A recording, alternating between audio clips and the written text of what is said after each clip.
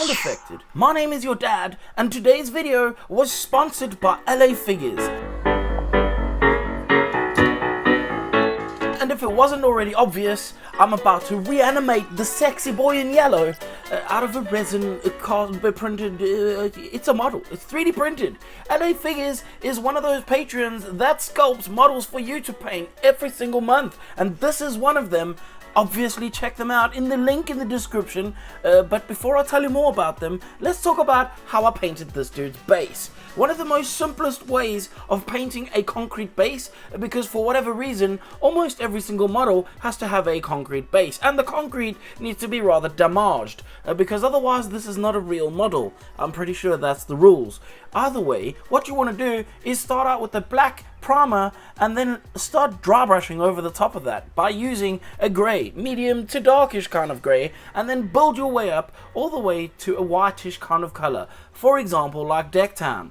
Then the little sticks of metal that are sticking out of the ground, you need to paint them silver, otherwise people on the internet will make messages to tell you how stupid you are. So make them silver and those people won't fight you. The next step is to obviously put a little bit of a dimension to those things, and I do that by adding a wash. This is a panel line wash, which I have subsequently watered down with a little bit of thinners. But never mind that, the next other step to add more detail to this base is to take some form of a color like blue and spray that into all the crevasses around the base, pretty much as if you're shaping every single little piece. Luckily, because it's a shade or a wash, it will not look too harsh and it will actually separate all those little pieces nicely. Now, to introduce a little bit more brighter colors into this whole model's entire outline, I'm going to be adding a metallic blue over the top of his shoulder pads. This is a Warhead blue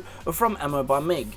And then the next step is to set up all of the rest of the yellows. Now, I must just say, at first I thought his pants were yellow. I was incredibly wrong, but we will not get into that right now. However, what I do want to say is, if you're going to paint yellow, you want to follow the steps very closely that I'm laying out on the screen. Also, do not include the mistake that I made. So when that comes up, let's try not to talk too much about it. Now, of course, for yellow, you want a very nice pink base. I know that sounds crazy, but pink with yellow over the top of it gives you a very nice, warm, orangey kind of yellow. And I'm not going to say this is the answer for everything, but it is a very nice and very cool way of creating a lot of depth inside of your yellow. And now, I had made a very big mistake, a very, very big mistake, and I'm going to explain to you exactly what that is. As you can tell, this yellow is terrible. This is the shadow yellow, and I don't want shadow yellow on everything. I want some contrast between that. So I'm gonna go back in, and I should have done this before I even put the yellows on, but I should have added some white over the top of that pink. And I'm gonna just come back and do that over all the yellow that I definitely did not paint on the model, thinking that I knew what I was doing.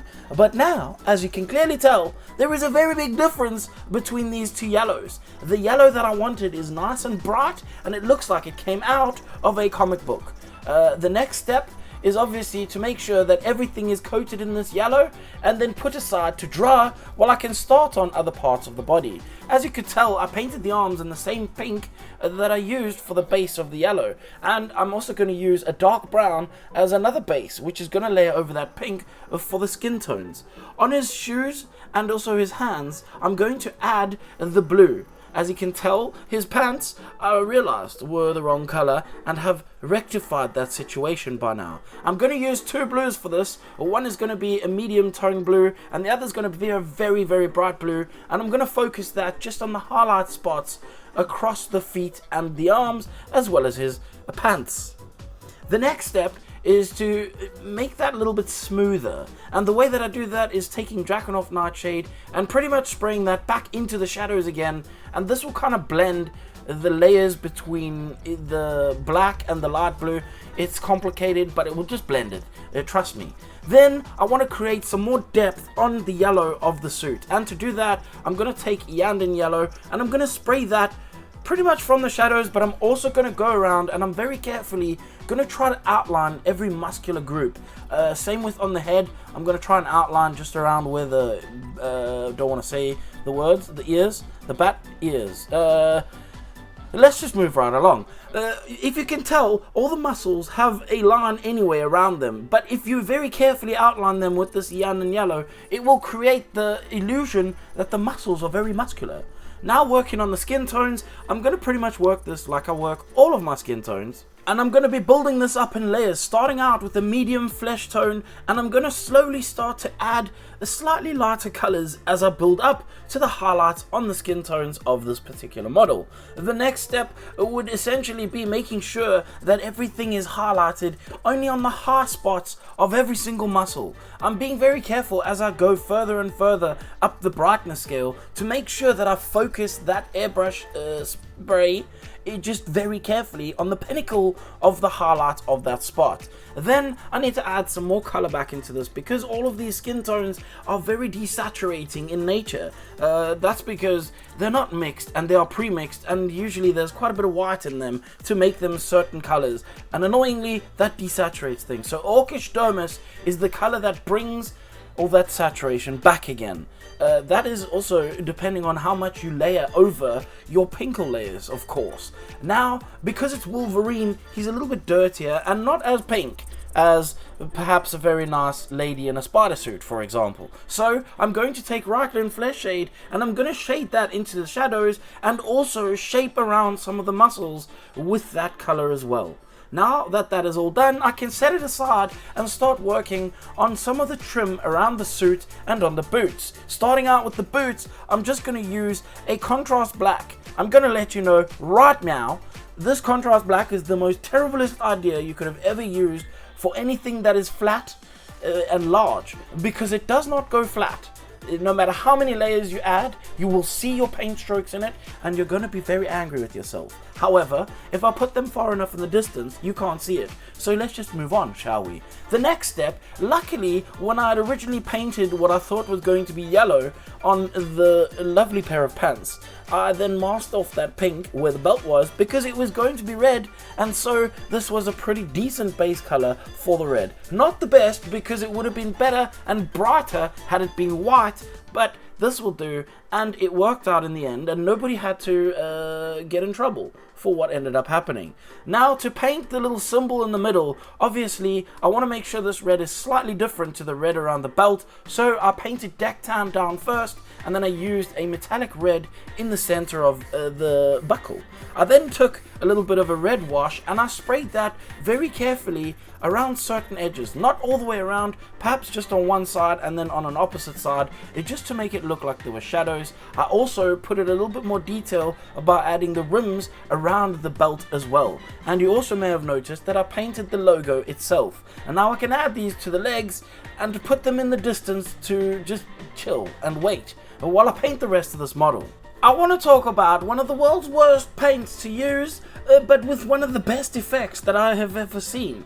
And I've used this paint before in a video, but this time I decided to use it with my brush, knowing full and well how difficult this is. I'm going to be totally honest with you, there is no tricks for doing this. I found laying it on really thick made it look really shiny and really thin, and you could see the streaks in it. However, speaking of streaks, this is where I continue to use that contrast black, because I didn't want to change the color of the black now from the boots to the body, so I used that black on the body as well, meaning I had to do 3 layers to actually make it black, and it was still streaky even after that.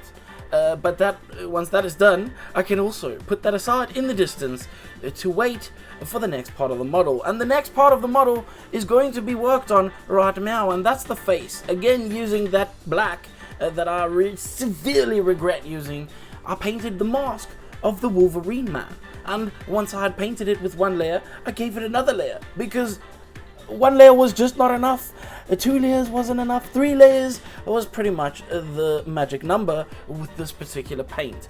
After I had done the mask, I painted in his eyes and then made very carefully sure to add some stubble on the man, because of course you can't have a Wolverine man without some stubble on his chin, because he is a hairy man. But annoyingly, the hair is going to come back to bite me at some point in this video. Now of course, to add the stubble, all I did was use a darkish grey, and I very carefully with a very small brush pretty much tapped each and every single little stubble mark onto his face. I also painted his teeth at this time. I used deck tan at first, I came back with the wash later on, which you will see when I paint his lips, and then I used highlight skin from the fairy flesh set over the top of those teeth, just to make sure that they really stood out nice and well. For his mouth, I painted Magos purple over his tongue, and this is the part where you see that I realized I just cannot paint all of these hairs on his arms. Now of course, if you like a hairy Wolverine, then LA Figures has got you covered, because they made their figurine as comic book accurate as possible. However, I wanted to make sure that mine was a little bit closer to the movie Wolverine, because I like how huge Jackman is in the movie that I just recently watched. So I smoothed out his arms, and you will be able to get those smoothed arms if you join LA Figures. They will be available for you to get and make yourself as well.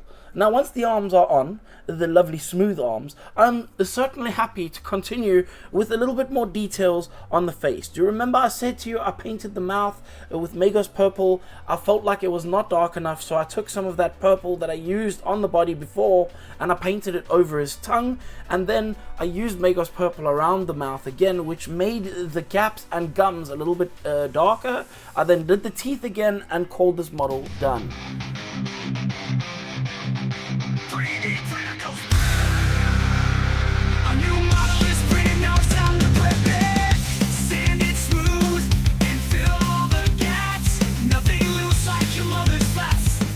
I hope that this video was more than just entertainment while you were on the toilet, and I hope that after you're done, you're gonna go and paint something super epic. Of course, wash your hands before you do that, because that's gross. And I would like to say a special thank you to LA Figures for sponsoring this video. I heard they were going to be making a Deadpool to go with this Wolverine, so maybe you want to go join them. Check out their link in the description. Also, at this point, I do also want to thank my patrons for keeping the lights blinding my eyeballs. If you want extra content and behind the scenes and works in progress pictures, all the rest of the stuff, it's all over in the Patreon. Go check it out, the link in the description. Now of course, this is the part of the video where I tell you that if you didn't like any of the words that came out of my mouth hole, I don't give even a flying poo-poo. And it's time for you to now go off.